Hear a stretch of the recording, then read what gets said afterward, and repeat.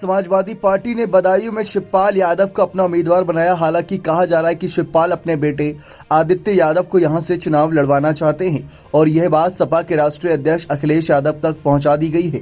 शिवपाल ने कहा कि जल्द ही आदित्य इस सीट से सपा उम्मीदवार के तौर पर अपना नामांकन कर सकते हैं। इसके अलावा शिवपाल ने कहा कि बीजेपी में संघमित्रा का अपमान हुआ है और वे अब समाजवादी पार्टी का साथ देंगी।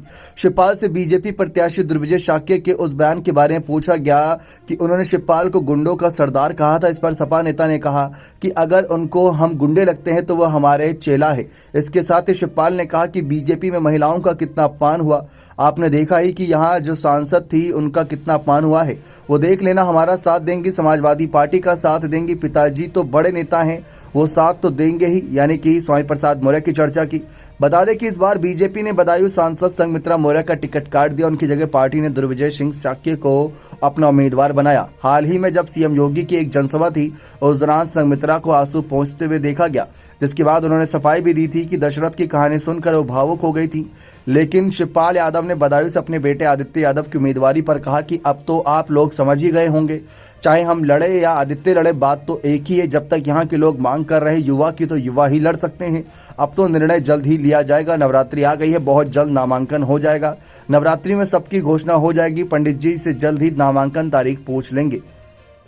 इस बीच चर्चा थी कि संघमित्रा मौर्य का टिकट काटे जाने के बाद कि संघमित्रा सपा में शामिल होकर इसी सीट से ताल ठोक सकती हैं।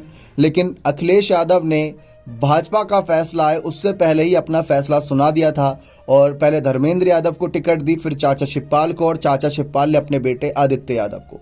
तो 3 बार इस सीट पर प्रत्याशी बदले गए। चौथी बार के चांसेस नजर नहीं आ रहे, क्योंकि चाचा शिवपाल कहीं ना कहीं ये सीट किसी और के हाथ में जाने नहीं देंगे अपने बेटे के अलावा।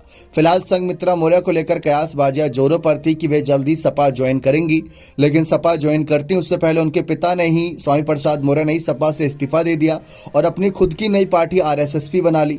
अब उनके सामने भी धर्म संकट होगा कि पिता के साथ जाएं या फिर पिता के पुरानी पार्टी के साथियों के साथ जाएं, यानी कि सपा के साथ जाएं या आरएसएस के साथ। अगर आरएसएस के साथ जाते हैं, जैसा कि आप जानते हैं स्वामी प्रसाद मौर्य को इंडिया ब्लॉक समर्थन नहीं कर रहा है, लेकिन स्वामी प्रसाद मौर्य इंडिया ब्लॉक को समर्थन कर रहे हैं।